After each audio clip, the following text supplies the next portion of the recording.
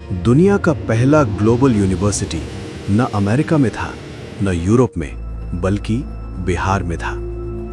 बिहार एक ऐसा नाम जो आज के समय में अक्सर गरीबी और पिछड़ापन से जोड़ दिया जाता है, लेकिन अगर हम इतिहास के पन्ने खोलें तो पता चलता है कि यही बिहार कभी दुनिया का सबसे बड़ा ज्ञान का केंद्र था। यही वो भूमि थी जहां से सिर्फ भारत ही नहीं बल्कि पूरी दुनिया ने सीखना शुरू किया था। और इस महान कहानी की शुरुआत हुई थी एक राजा के सपने से।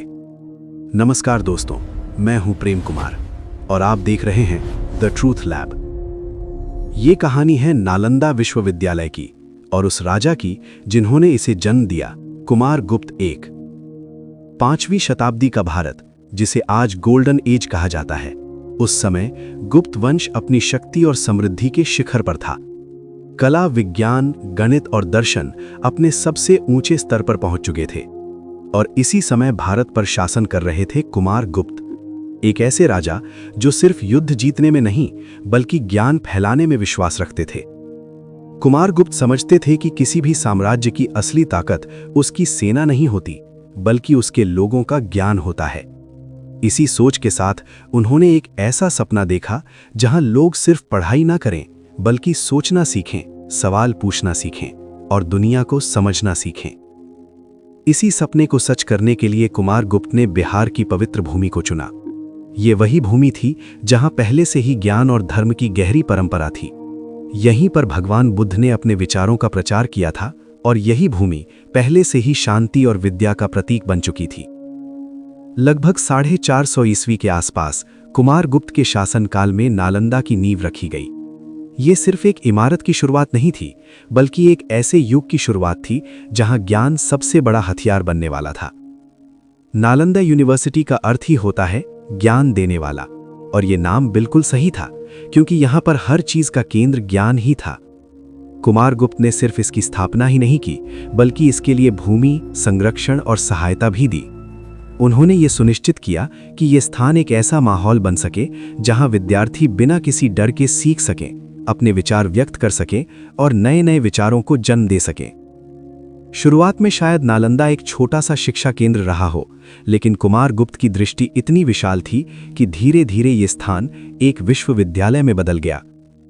आने वाले शासकों ने भी इस सपने को आगे बढ़ाया, लेकिन इसकी मजबूत नींव कुमार गुप्त ने ही रखी थी। ये भी खास बात थी कि नालंदा किसी एक धर्म या जाति तक सीमित नहीं था, ये सभी के लिए खुला था। यहाँ पर भारत के अलावा दूर दूर के देशों से भी लोग आने लगे क्योंकि ये स्थान धीरे धीरे दुनिया का सबसे बड़ा ज्ञान का केंद्र बन रहा था। कुमार गुप्त का ये फैसला उस समय के लिए बहुत ही अलग और आगे की सोच को दर्शाता है। जब दुनिया के कई हिस्सों में लोग युद्ध और जीत में व्यस्त थे, तब भारत में एक राजा ऐसा भी था जो ज्ञान की रोशनी फैलाने में लगा था। नालंदा की नींव इतनी मजबूत रखी गई थी कि ये सदियों तक टिकी रही। ये सिर्फ पाठशाला नहीं थी, ये एक विचार था, एक ऐसा विचार जिसमें विकास का मतलब था ज्ञान का विकास।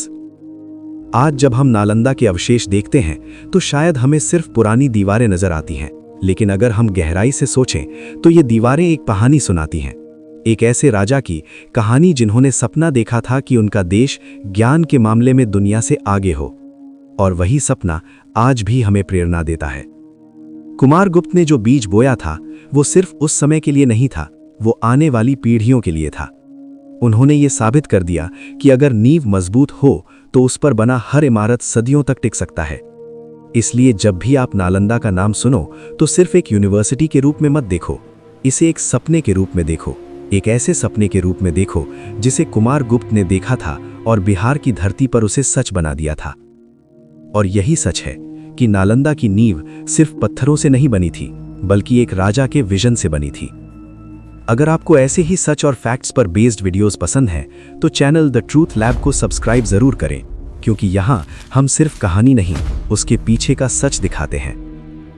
मिलते हैं नेक्स्ट वीडियो में, तब तक के लिए धन्यवाद।